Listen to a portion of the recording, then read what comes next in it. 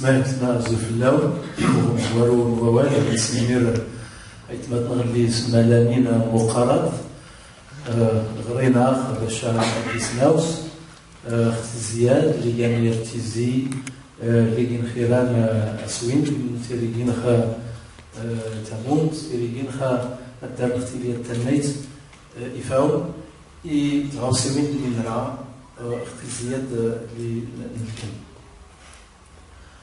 الموضوع ديال الثقافة والجهة أو الجهوية كطرح عدة إشكالات. هي في عمومها إشكالات ديال الدولة المركزية اللي كتطور بالتدريج نحو نموذج اللي كتخرج فيه من النموذج التقليدي ديال الدولة الوطنية. الدولة الوطنية نموذج تقليدي كان نموذج متمركز في المغرب، وهذا النموذج المتمركز كان كيعتمد اساسا على ان العاصمه كتحكم كل التراب الوطني، ولكن ايضا هي مركز ثقافي اللي كتعطي القيم، كتوزع القيم الثقافيه على كل التراب الوطني، وهي اللي كتحدد كل شيء وكيتفرض على الجهات. هذا معناه انه جميع القضايا اللي تقررت سواء في التعليم أو في الإعلام أو في خطاب التصنيع عموما أو في الخطاب الهوية، هوية الدولة في المغرب، قررت انطلاقا من المركز، وبطبيعة الحال عبر القنوات ديال التعليم والإعلام كيتفرض على كل المناطق، والهدف كان هو بناء الدولة الوطنية القوية. فالنموذج التقليدي كان كيعتبر أن القوة ديال الدولة كتجي من أن تكون متمركزة وتفرض من المركز على كل الجهات منطق ديالها، وكانت كتعتبر ان اي صوت معايير للصوت ديال المركز هو صوت مهدد للوحده. هذا هو علاش مبدا الخطاب الامازيغي في المغرب كان كيبان انه خطاب يهدد الوحده ديال البلاد، وانه يهدد كيان الدوله الى غير ذلك، وقومت الدوله بهذا المنطق، اي المنطق ديال الدوله الوطنيه المركزيه. بطبيعة الحال نموذج الدولة الوطنية شاخ، يعني بدا كيتطور ثم وصل لواحد المرحلة ديال الشيخوخة ولات عنده أزمات كثيرة، والأزمات كلها ديالو جات أساسا من أن توسع وكذلك ظهور أجيال جديدة اللي دازت عبر التمدرس والتقلص ديال نسبة الأمية على ما كانت عليه من قبل، وتطور الجوار الدولي والإقليمي. هذا الشيء كله جعل أن نموذج الدولة الوطنية أصبح في أزمة، ولكن اللي زاد أزم منطق الدولة المركزية هو الأصوات ديال الهامش، لأن الدولة الوطنية المركزية خلقت أصوات هامشية، وهذه الأصوات ديال الهامش غادي تظهر بسبب الإقصاء ديالها. يعني الجهات عندها شخصية، عندها ذاكرة، عندها عبقرية ديالها، ولكن الدولة المركزية باش تكتسب القوة خصها تطمس هذيك العبقرية ديال الجهات باش ما تبان شيء، ولات أصوات احتجاجية ومنها الصوت الأمازيغي، وهناك أصوات أخرى كثيرة. فبدات الدولة كتكلم على لا مركزية لا تمركز، ثم بدات كتكلم على جهوية، ثم بدات كتكلم على الجهوية الموسعة المتقدمة، ثم بدات كتكلم على الحكم الذاتي. هذه المفاهيم كلها تاريخيا تؤشر إلى التطور ديال الدولة المغربية نحو نموذج آخر لما هوش النموذج التقليدي ديال الدولة الوطنية، ولكن ما وصلناش لنموذج آخر جديد، وفي نفس الوقت ما بقيناش في نموذج سابق كما هو، وبدات كتبان عندنا واحد النوع من المفارقات في الخطاب الرسمي وكذلك في السلوك السياسي ديال السلطه. مثلا كتعمل اللجنه ديال الجهويه كيترأسها السي عزيمان، وتعبر الدوله على الاراده ديالها بانها تكون جهويه موسعه ومتقدمه وغير ذلك من الشعارات، لكن في نفس الوقت السياسه ديال الولاة والعمال هي سياسه ديال الدولة المركزية. وكيبان بأن الدولة عندها خطاب ولكن عندها ممارسة تخالف هذاك الخطاب، سواء في الانتخابات أو في التعامل مع النخب المحلية أو كذلك في تدبير الشؤون ديال الجهات. كيبان بأن هناك داخل الدولة مفارقة بين خطاب التمركز والخطاب يعني الجهوي، وهذا معناه أن بين الجهات والمركز ما كاينش ثقة في المغرب، لأن الثقة كتجي بالترسيخ الديمقراطي. الترسيخ الديمقراطي ما كاينش، مازال ما وقعش في المغرب، ولهذا بقت العلاقة بين الجهة والمركز علاقة يشوبها الحذر وعدم الثقة. والدولة كترد على هذا عدم الثقة برسم سياسات ديال الجهوية اللي فيها الحذر ضد الجهة. لما كنجيو التقسيم الجهوي كنلقاو انه بني اساسا على الهاجس الامني، وكنتفاجئوا حنا الفاعلين في الحركه الامازيغيه بان الديباجه ديال المشروع الجهويه شنو فيه؟ فيه اقرار ديال اللجنه بانها لم تاخذ بعين الاعتبار العوامل البشريه والثقافيه وكذا، بمعنى المطالب ديالنا اللي اعتبرناها خاصها تكون الاساس ديال التقسيم الجهوي تعتبرت من طرف اللجنه انها لم تؤخذ بعين الاعتبار. علاش؟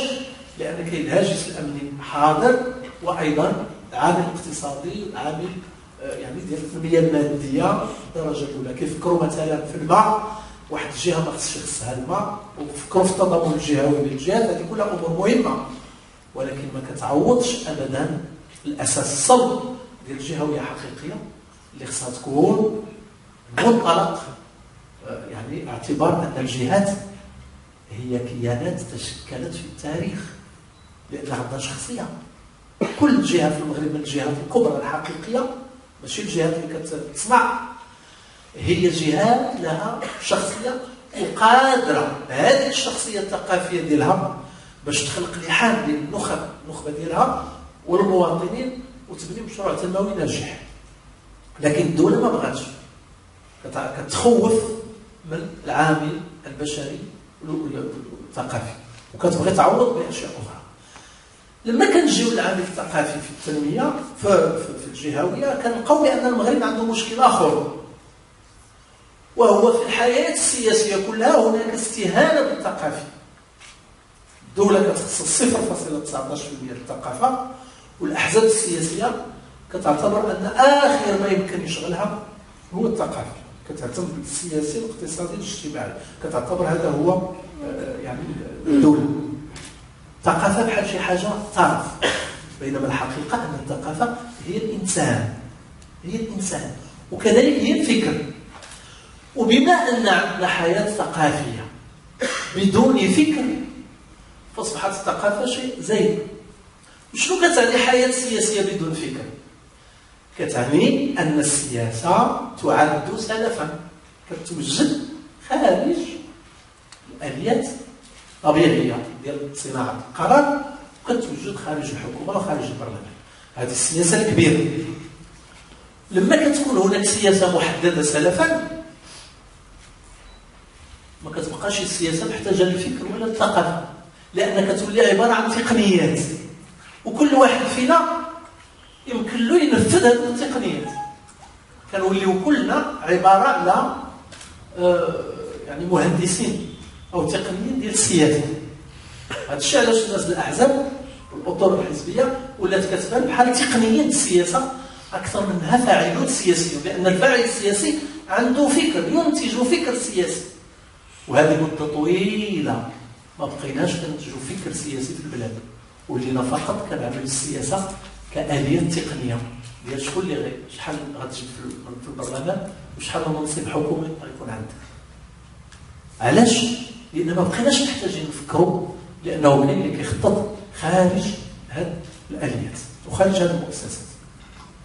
بحال في الدين الحقيقه محدده سلفا، انت داخل المنظومه الدينيه انت ما محتاجش تفكر، لان كل شيء محدد اصلا، خصك غير تامن به. السياسه عندنا ولات بحال هذه المنظومه يعني الدينيه اللي فيها ان الحقيقه محدده سلفا والفكر محدد سلفا. هذا جعل ان الجهويه، الفكره الجهويه في المغرب فكره فقيره، فقيرة جدا. فقيرة علاش؟ لأنها ما تبنتش على الأسس اللي خص تبنى عليها جهوية حقيقية، وهي أن الجهات في المغرب عندها شخصيات ثقافية وعندها ذاكرة وعندها تاريخ وعندها مجموعات سكانية منسجمة. الدولة كتنظر لهذا الشيء كما لو أنه يهدد القوة ديال الدولة المركزية، دونك كيبقى الهاجس هكذا.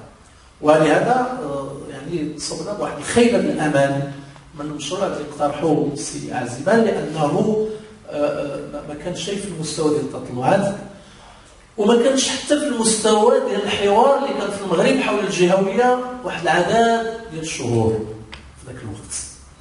يعني الوثيقة جات نسخات بزاف في النموذج الفرنسي، وحنا كنعرفوا بأن بزاف ديال المشاكل ديالنا جات من استنساخ النماذج الفرنسية. عندنا اسبانيا قريبة لنا من فرنسا، ما خديناش ما استفدنا والو من التجربة ديالها. كاين سويسرا، كاين عدد كبير ديال الدول اللي عندها تجارب مهمة ومتنوعة حول فكرة الجهوية، ولكن ما استفدوش منها بزاف. كيبقى دائما المغرب مرتبط بالنموذج اليعقوبي الفرنسي وكيعتبروه هو الأساس باش كياخذ النموذج، والحقيقة أنه ما كيصلحش لنا. خصنا ننطلقوا من دواتنا ونفكروا في فلوسنا وفي بلادنا، ثم أيضا نشوفوا النماذج اللي ممكن تفيدنا أو قريبة لنا. دابا ما يتعلق بالثقافة والجهة، شنو ممكن الثقافة وتمازت بالخصوص تعطي للجهوية؟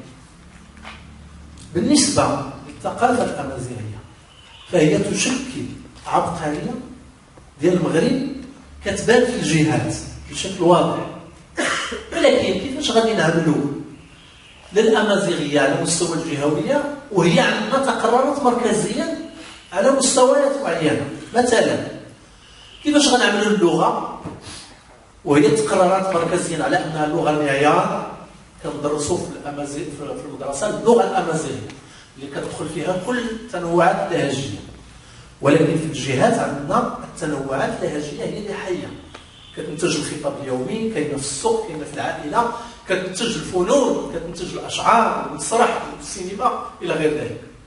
هذا مثلا مشكل اللي فكرة الجهوية كتطرحوا علينا خصنا نفكروا فيه، وكيظهر لي أن المؤسسات إلى الآن مازال ما عمقتش التفكير فيه، لأن الطريقة ديالها في مناقشة الموضوع، الطريقة في منطلقتها كانت غلطة.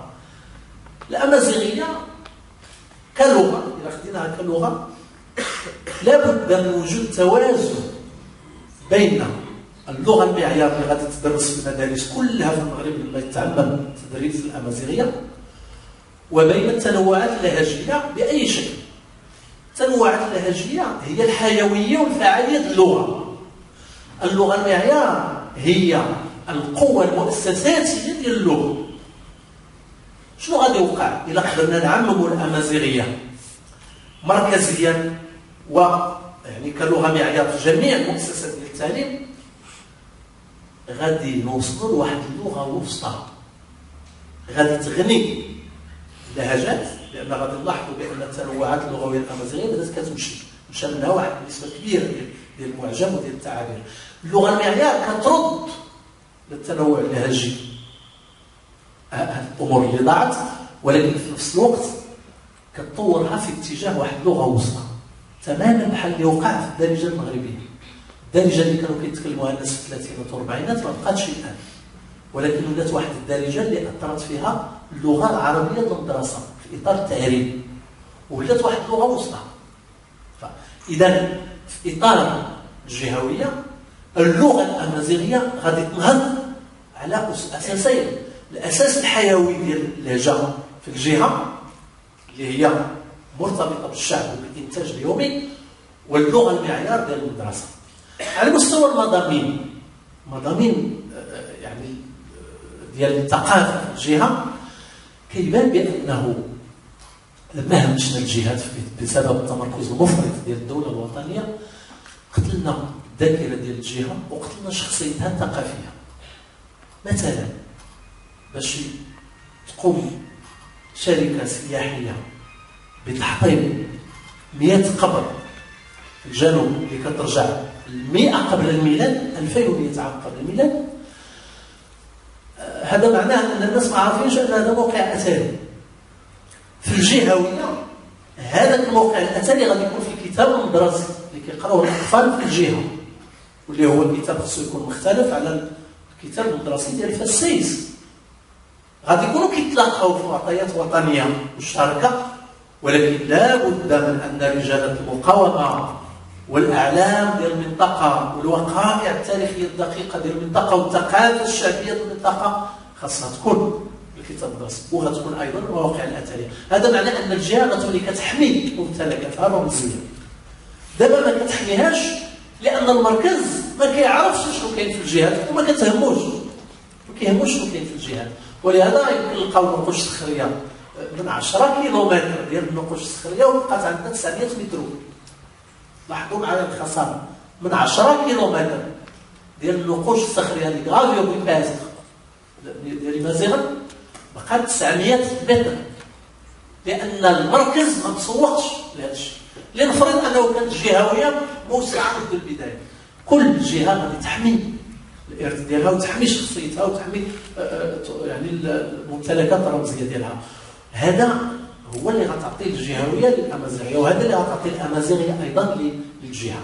لكن الآن باش ما نطولش عليكم، هذا الشيء اللي كتقترحه السلطة الآن في المشروع القانوني، قانون التنظيمي ديال الدفاع الطبع الرسمي والقانون التنظيمي ديال المجلس الوطني للغات، واش وصل لهذا المستوى ديال التفكير في هذا التوازن بين المركز والجهات، التضامن بين الجهات، النظر إلى المغرب بنظرة أخرى كتجاوز النظرة التقليدية ديال الدولة المركزية. للأسف اللي ممكن نقولوه، ربما المناقشة غادي تعطينا إمكانية باش نفصلوا في هذه القضايا، اللي ممكن نقولوه بوضوح وخصو يتقال بصوت عال للجميع، هو أن ما كتقول لنا الدولة من خلال هذه مشاريع القوانين هو أن المازيغين ما بقاش عندهم الحق يقوموا بالتدبير ديال لغتهم ولا هويتهم ولا ثقافتهم. ناس اخرين اللي غادي يتولاو الامر في بلاصتهم. هذا هو اللي كيبان. الدولة في 2001 خدت واحد الاتجاه، قالت هذا الملف الأمازيغية سأعهد به الناس ديالي، فين هما هاد المازيغ اللي كيطالبوا بالحقوق؟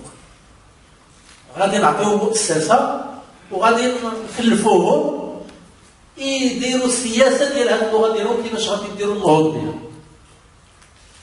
ابتداء من 2007 2008 بدينا كنشعروا أن الدولة غيرت الرأي ديالها. علاش؟ لأن في هذه المرحلة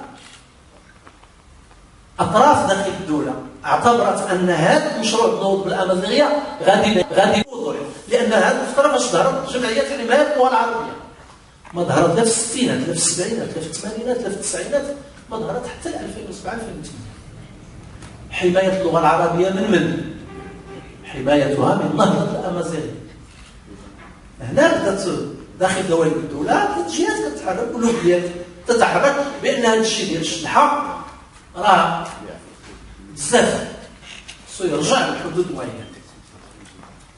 وفي هذاك الوقت بدات كتبلور الفكرة ديال أنه هذا التصور اللي نتجوه المازيغ داخل المؤسسة هو تصور يمثل دولة داخل دولة، وهذا الهضرة راه تقالت ونشرت في الصحف وقالوها الناس ما في دور داخل الدولة. ومن ثم بدات تبلوكا التكوين. الوزارة ديال التربية الوطنية تخلات على تكوين الأساتذة وتفسخت اللجنة المشتركة بين وزارة التربية وبين الإركا، ووقف كل شيء. كيجي الحراك ديال 2011 بفضل الحراك وبفضل حركة 20 فبراير وبفضل أن الهزات اللي وقعت في شمال أفريقيا والشرق الأوسط جعلت السلطة كتراجع وكتحميل العاصفة وكتقبل التعديل ديال الدستور وكتقبل الترسيم. ولكن واحد من الناس النافذين في الدولة قال هذه الجملة، قال من ذكاء المشرع، من ذكاء المشرع أنه وضع داخل الدستور بعد أن رسم الأمازيغية وضع أنه سيصدر قانون تنظيمي يحدد كيفية ذلك. وفين كيقول هذا الشخص النافذ هذا الكلام؟ قالوا عند الناس في مركز الأبحاث للتعليم، قالوا عند الناس ديال حماية اللغة العربية. من ذكاء المشرع أنه ما اكتفاش باش يقول الأمازيغ راه رسمية، بل زاد عليها راه غادي يكون قانون تنظيمي يحدد. إذا هذا القانون التنظيمي اللي يحدد راه هو اللي غيفكرنا بهذه المشاكل، وهذا الشيء كله ديال الأمازيغ. فطبيعة الحال الحركة الأمازيغية اشتغلت في 2012 2013 وخلقت واحد التراكم كبير ديال المذكرات، وكان حتى مقترح ديال القانون التنظيمي اللي عملته الشبكه الامازيغيه المطالعه، وكان عدد كبير من الوثائق اللي تراكمت مع هذا. لكن بقات تعتبر انها يعني كتكمل هذا المسلسل اللي بدا واللي الدوله ما بقاتش باغا. هذيك التراكمات كلها اللي تدارت بانت انها تكمله ديال واحد المسلسل الدوله تراجع سليم.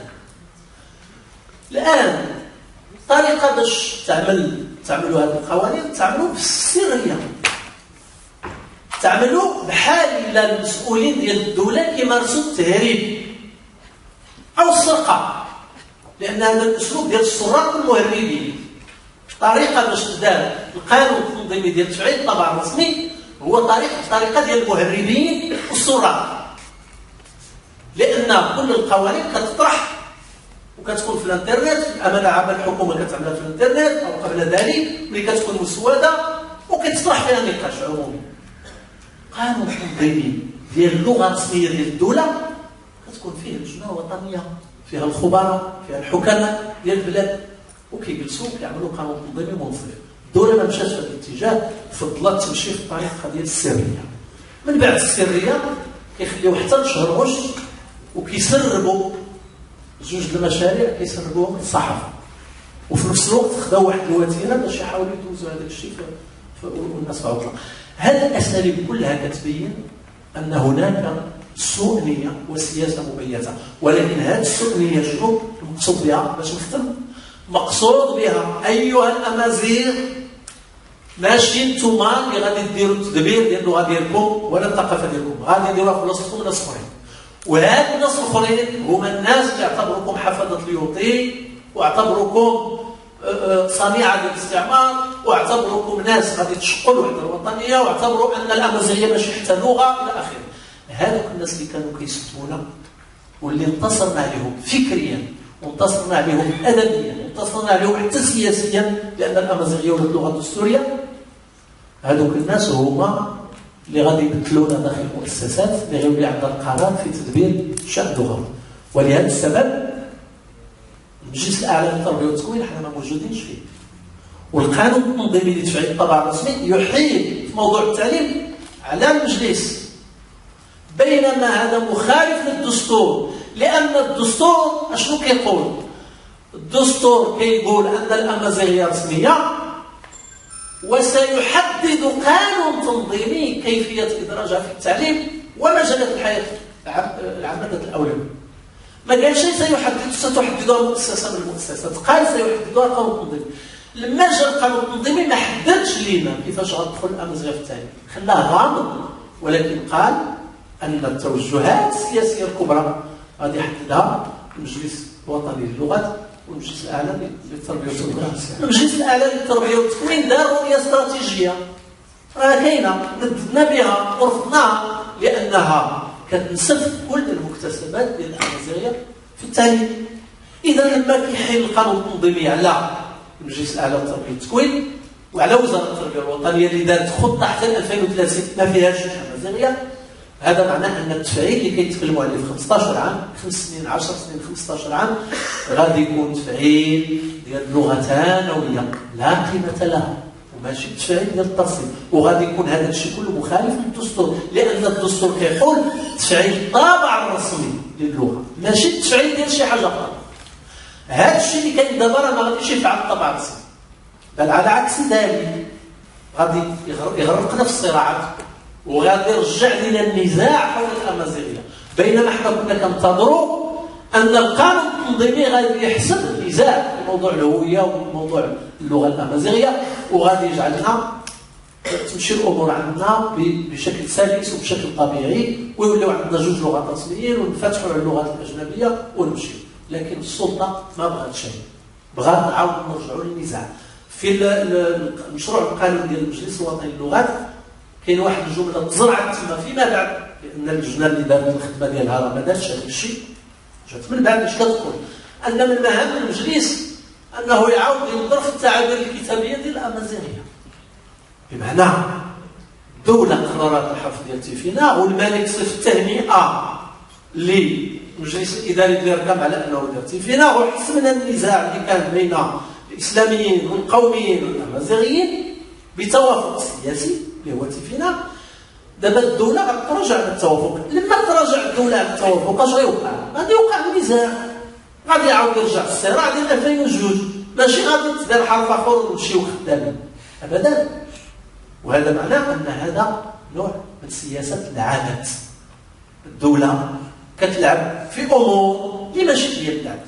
واش بغينا الاستقرار ديال بلادنا ولا ما بغيناش؟ بغينا الاستقرار ديال بلادنا خصنا نعملوا تنسيق ديمقراطي حاسم ونخرجوا قوانين منصفه ونوقفوا هذه التلاعبات وهذه البسالات، لان هذا الشيء راه ما كيفرحش. وكنعتقد بان فاعلين الامازيغيين من الان الى ان يعني تكون دوره استثنائيه للبرلمان ولا ما تكونش، خاص الصوت ديالنا يبقى واضح في الساحه الى ان يتم تعديل هذه القوانين وفق الدستور ووفق المكتسبات ديالنا. واضح الشيء.